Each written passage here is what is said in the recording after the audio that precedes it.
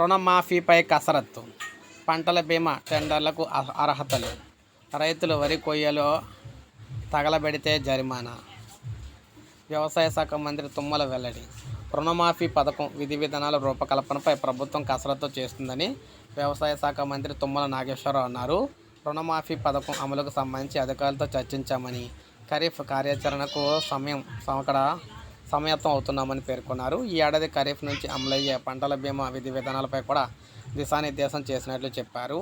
అయితే టెండర్లో పేర్కొనే నిబంధనలు, ముందుకొచ్చే కంపెనీలు కొన్న అర్హతలు వాటినంటింటినీ ఒకటికి 2 సార్లు పరిశీలించుకొని రైతులు పంటలు నష్టపోయిన సందర్భంలో వారి ఆదుకునేలా పథకం ఉండాలని చెప్పేసి అధికారులు అయితే ఆదేశించారు. పథకం అమలుకు ఆదర్శ రైతులు, రైతు సంఘాల ప్రతినిధులతో కూడిన సమావేశాలు, అభిప్రాయాలు కూడా తీసుకుంటామని చెప్పారన్నమాట. మొదటి విడత పంట నష్టపరిహారం 15 కోట్ల పంపిణీ పూర్తయినందున రెండో విడత, మూడో విడతలో జరిగిన నష్టపరిహారం సమర్పించాలని కూడా ఆదేశించారు. అలాగే వరి కొయ్యలు కాల్చకుండా యుద్ధ ప్రాతిపదికన రైతులకు అవగాహన కల్పించాలని కూడా చెప్పడం జరిగింది. సో ఏది ఏమైనా ఈ విధంగా రైతులకు సంబంధించి ప్రతిదీ కూడా న్యాయం చేసేందుకు సిద్ధంగా ఉన్నామని, ఎవరో కూడా అధైర్యపడవద్దని చెప్పేసి వ్యవసాయ శాఖ మంత్రి గారు తెలియజేశారు.